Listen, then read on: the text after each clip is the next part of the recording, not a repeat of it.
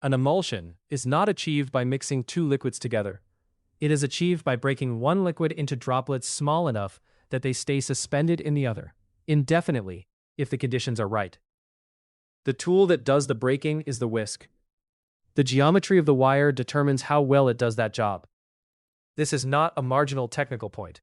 It changes the character of every emulsified sauce. Hollandaise, Beurre Blanc, a classic vinaigrette, the finishing mount of a pan sauce. The difference between a whisk and a spoon in these moments is not a matter of tradition or professionalism. It is the difference between enough mechanical energy to form a stable droplet structure and not enough. What an emulsion actually is, fat and water don't want to mix. Left alone, they separate. The oil molecules cluster with other oil molecules, the water molecules with water. To force a stable mixture, you need two things: an emulsifier, a molecule whose one end bonds with fat and the other with water. Lecithin and egg yolk does this job in both hollandaise and crème anglaise. And mechanical energy to break the fat into droplets small enough for the emulsifier to coat. The emulsifier is in the recipe. The mechanical energy is in your hand. The whisk is the interface.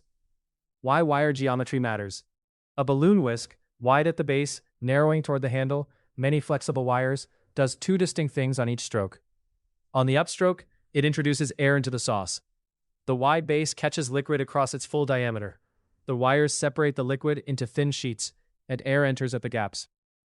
On the downstroke, the wires pass through the sauce in multiple overlapping arcs, breaking fat droplets against the surface tension of the surrounding liquid. The combination, air in, droplets broken, is what builds the lift and gloss of a finished emulsified sauce. A French whisk, sometimes called a piano whisk, is narrower and has stiffer, more closely spaced wires. It generates less air incorporation and more direct shear. The French whisk is better for roux. The stiffness helps break up lumps of flour in butter, and for heavier liquids where a balloon whisk's flexibility would give poor purchase. For building and maintaining an emulsion, the balloon is the right tool. The wires need to be stiff enough that they don't just drag through the sauce without resistance, but flexible enough that they respond to the texture changes as the sauce builds. In a hollandaise, you can feel the whisk tracking the sauce through distinct stages. Loose and frothy when the yolks first go in, heavier and more cohesive as the sabayon forms, suddenly notably thicker once the butter emulsification is underway. The texture information in the whisk handle is how you know where you are. What silicone coating does. Silicone-coated whisks are designed for use in non-stick pans. The coating prevents the wire from scratching the non-stick surface. In sauce work at the stove, a bain-marie, a saucepan, an enameled pot, there is no pan surface to protect. What the silicone coating does in those contexts is reduce feedback. The thick coating insulates the wire to sauce contact slightly and softens the resistance cues. For the kind of attentive cooking that sauce work requires, I use bare metal wire. The feedback is part of the information. If the only whisk in the kitchen has a silicone coating, a hollandaise can still be made. But given the choice, metal wire for sauce work. The moment the emulsion comes together in a hollandaise, the shift from sabayon to emulsion is visible and tactile. Before the butter goes in, pale yellow, foamy, whisk tracks visible briefly on the surface. The sabayon is holding air, but has no fat structure yet. The first few seconds of butter.